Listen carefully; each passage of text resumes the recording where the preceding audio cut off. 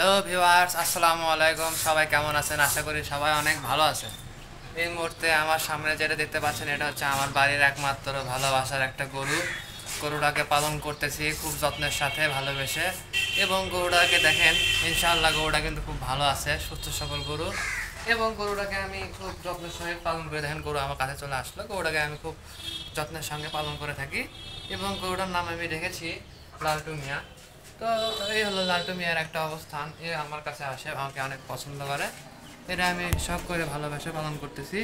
তো মূলত আপনাদের যাদের শখ আছে এরকম একটা দুইটা গরু পালন করার, তারা চাইলে কিন্তু এরকম একটা দুইটা গরু পালন করতে পারবেন খুব আরামে। এসে দেখেন গরু কিন্তু একদম আমার ক্লোজলি চলে এসেছে।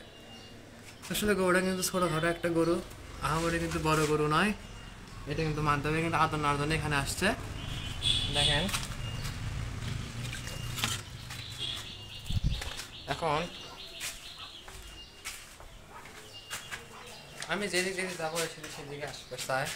এখন কথা আর নাই, কোনো ভরসা নেই, ঠিক না স্যার। এখন কথা হচ্ছে, আপনাদের তাদের শখ আছে গরু পালন করা, বুঝলেন আমার কথা? যাদের শখ আছে তারা কিন্তু যদি চান ইনকা কিন্তু একটা দুটা গরু পালন করতে পারবেন খুব আরামে আসে। আমি এক সময় চিন্তা করছিলাম যে আমি বাছুর গরু পালন করব।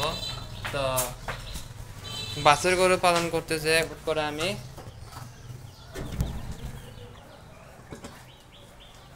এইরকম ষাঁড় গরু সেক্টরে আসছি। মানে ষাঁড় গরুর মধ্যে একটা মজা আছে, যেটা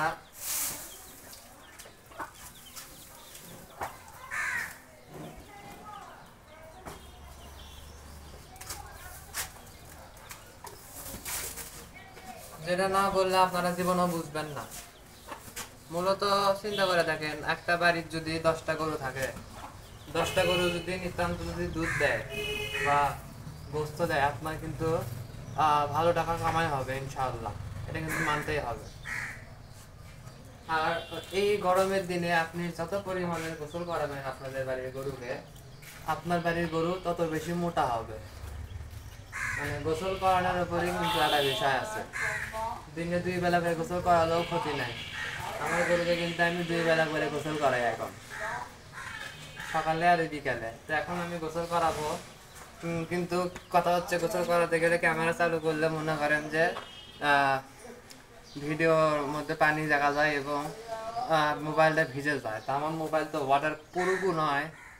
আমার মোবাইল যদি ওয়াটার প্রুফ হলো নি, তাহলে আমি অবশ্যই আপনাদেরকে ভিডিও করে দেখাতাম। এখন আরেকটা মজার বিষয় কি জানেন, আমার গরু যখন বাইরের কোনো মানুষ দেখে তখন সেই রকম ভয় করে।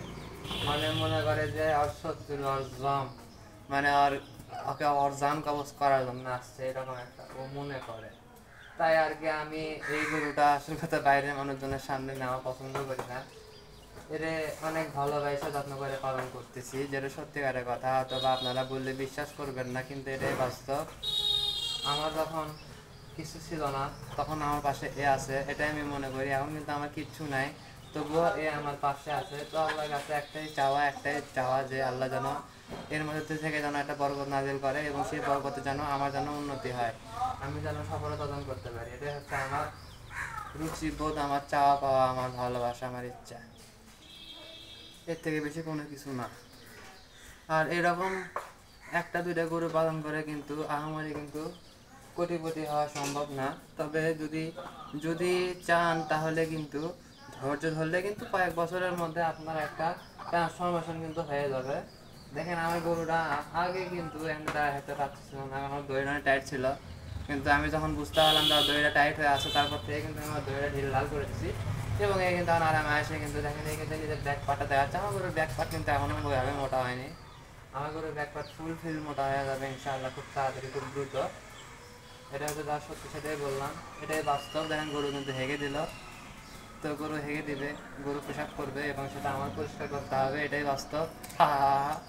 যাই হোক ভিউয়ার্স, একটা কথা বলে রাখি, যারা এখনো আমার চ্যানেলটিকে সাবস্ক্রাইব করেননি, তারা দ্রুত সাবস্ক্রাইব করে দেন এবং পাশে থাকা বেল আইকনটিতে ক্লিক করেন নতুন কোনো ভিডিও আসছে সেটাতে ক্লিক করার জন্য। আর আমার ভিডিও দেখলে অবশ্যই আপনারা অনেক মজা পাবেন, কিছু শিখতে পারবেন, গরু চিনতে পারবেন। যেমন এটা হচ্ছে অরিজিনাল সাহিওয়াল গরু। এটা অরিজিনাল সাহিওয়াল গরু চেনার উপায় এটাই, নাভি কম্বল, সুট, গার রং, লু টু সব কিছু মিলায় একটা সাহিওয়াল গরুকে চেনা হয় আর কি, এটাই বাস্তব। আপনারা বুঝলে ভালো, না বুঝলে কিছু করার নেই। যাই হোক ভিউয়ার্স, আপনারা সকালে ভালো থাকবেন, সুস্থ থাকবেন। আসসালামু আলাইকুম।